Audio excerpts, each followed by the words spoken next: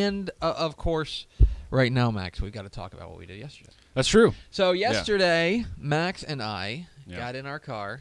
That's true. Our little jalopy. Yes. And we headed out to East Texas. Yeah. I am always, I feel like I always forget how much I like East Texas. I'm telling you, man. I always love being out in East Texas. It's great. Every time I go out there, I'm just like, oh yeah, this place is awesome. Right. East Texas is beautiful. We drove out to Tyler first. Drove out to Tyler. We stopped at Stanley's famous Pit Barbecue. Yeah.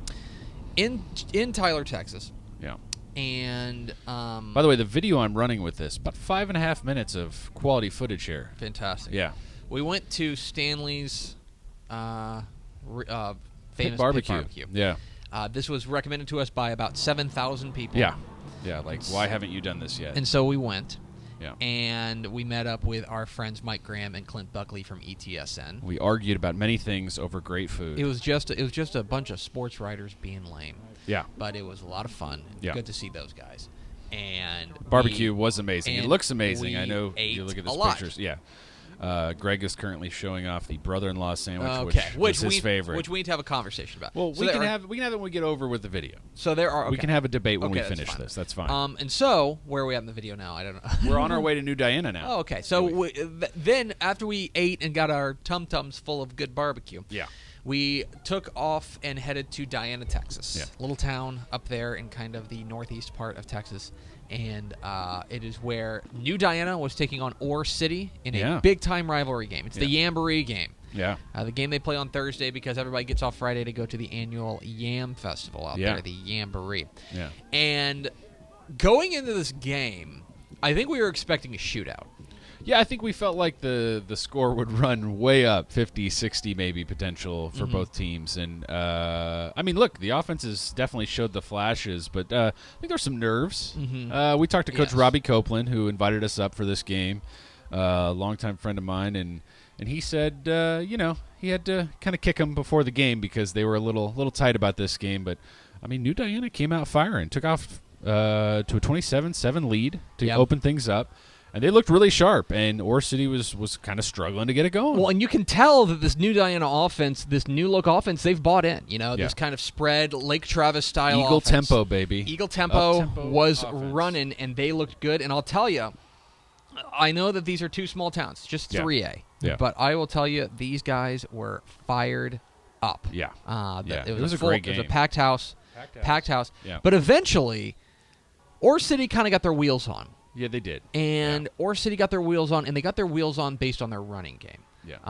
The biggest thing that they were able to do is they were able to establish the run with their quarterback. Yeah. When he was able to get loose, unfortunately I don't have his name, but he was a weapon. Yeah. And they were able to run it and eventually kind of claw back. They fell down 27-7 in this game. Yeah. They were down pretty big because this New Diana offense was running. Yeah. And they got a couple of stops, and it looked like, okay, maybe this is New Diana's night. Yeah. So, eventually, though, the worm did turn.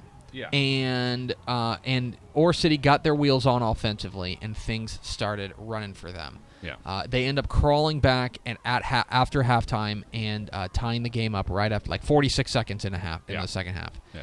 And then it's kind of who's going to make the big play. Yeah, down the stretch especially. Yeah. New Diana scores. They get a stop, but they're just not able to kind of get that final big play that they needed. Finally, Ore City is able to. There are a lot of onside kicks in this game. Not a lot of trust in the defense. Pretty much. Yeah, exclusively onside kicks by both teams. It was like riverboat gambling. Yeah, in it East was. Texas. It was unbelievable. It was great. How little they were interested in kicking traditionally. Both teams basically 10, 15-yard kicks right at the other team, hoping it would bounce a weird way and fall into the right hands. And eventually, Ore City took their first lead of the game with about 7.5 minutes left. Yeah, and you could feel at that point. And more importantly, they got the 2-point conversion. Right. And that was big. So they go up 8. New Diana comes down, and they score. They score on a beautiful, bit of a beautiful little trick play. The kind of quarterback walks over, like, I don't understand the signals. Direct snap to the running back, who's able to get out in space. It was a great call. Gets into the end zone for the game, for what looked like it was going to be the game-tying score. Yeah. Eventually, though, they have to go for 2, and they end up having to go for 2 3 times. Oh, hold on. We got a message for Kate Hector. This is your selfie with the new Diana Eagle. Let's make sure we get this one. Yeah. Not full. Stay well. See that? You say that, Kate Hector? That's how it's done.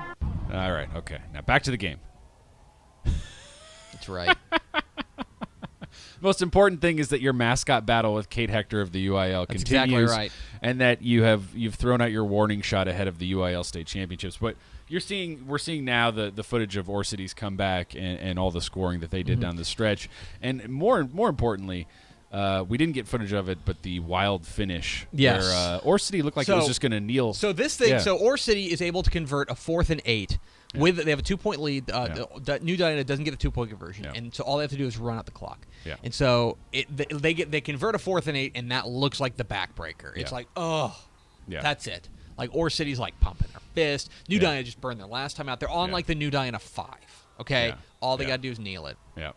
And Ore City fumbles the snap with about a minute left, and New Diana falls on it. Yeah. And that is the first time in a long time that I put my hands on top of my head and went, You and I both went like, oh, my goodness. Yeah. thinking, oh, my gosh, New Diana's about to drive down the field and win this game. Yeah. Ore City's defense, however, came up with a big stop, and they end up winning this critical matchup, probably solidifies themselves as a 4th team in that 6A division or 7-3A Division 2 district. Overall, though, fun night in Diana, Texas. We had a great time. It was awesome. You can do a lot worse in a nice small town East Texas football game. Bands were great. The bands were great. Halftime performance was awesome. People were so nice. Had a great time.